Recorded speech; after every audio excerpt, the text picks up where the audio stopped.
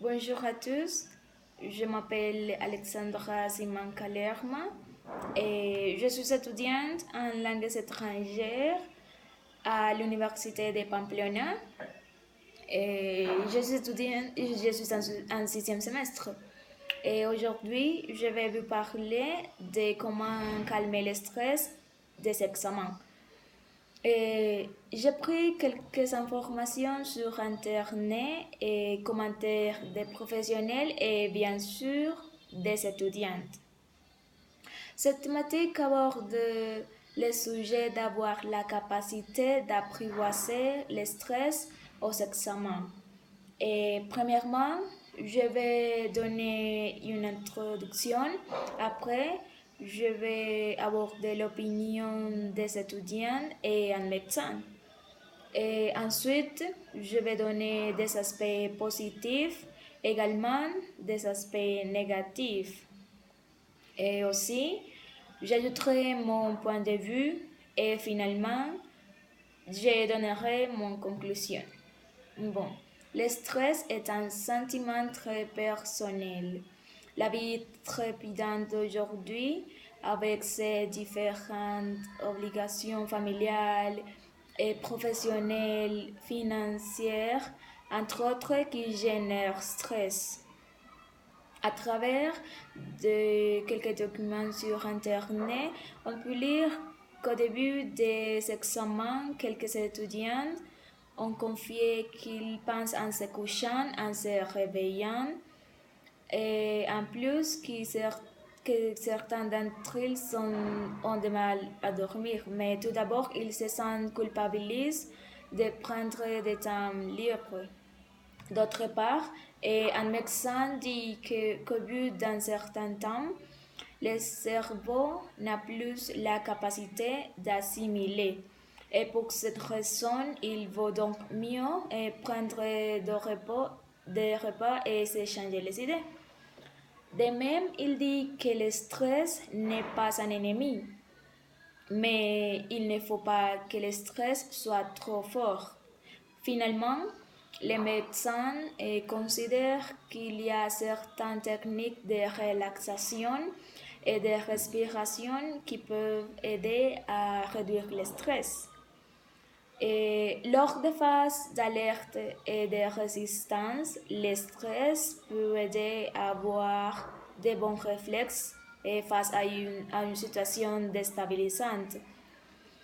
Trop souvent, on oublie cet aspect positif du stress. Il nous permet d'optimiser nos capacités mentales. Il est normal et même important de se sentir stressé avant un examen. Par exemple, l'inverse signifierait qu'on ne se sent pas capable. Et toutefois, il peut devenir négatif s'il est répété prolongé ou qu'il se situe à un niveau trop élevé, dépassant nos capacités à y faire face et adéquatement. Plusieurs recherches tendent à démontrer un lien direct entre le niveau de stress perçu par un individu et son état de santé, notamment les maladies cardiaques comme l'hypertension, l'asthme et la dépression et peut-être même certains cancers. Personnellement, chez les étudiants, les principaux éléments de stress sont en général les examens. Mais il est important de ne pas oublier que le stress n'est pas nuisible. Nous avons besoin d'un certain degré de stress pour augmenter notre performance. Ainsi, lorsque vous devez écrire un examen, ils vous font un certain niveau de stress pour vous stimuler et vous permettre de donner votre meilleur.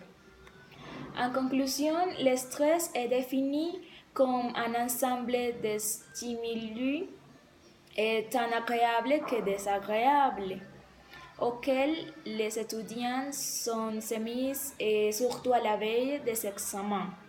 Toutefois, bien que le stress soit indispensable, il peut arriver que la tension devienne trop élevée et soit nuisible.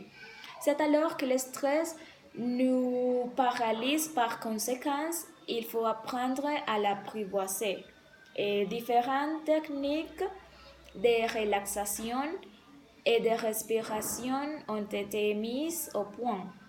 Elles amènent une sensation de calme intérieur qui nous permet de réduire nous-mêmes et de diminuer la tension.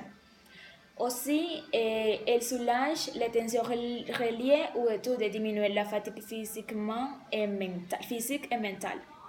Une bonne séance de relaxation et de respiration peut être aussi bénéfique qu'une nuit de sommeil.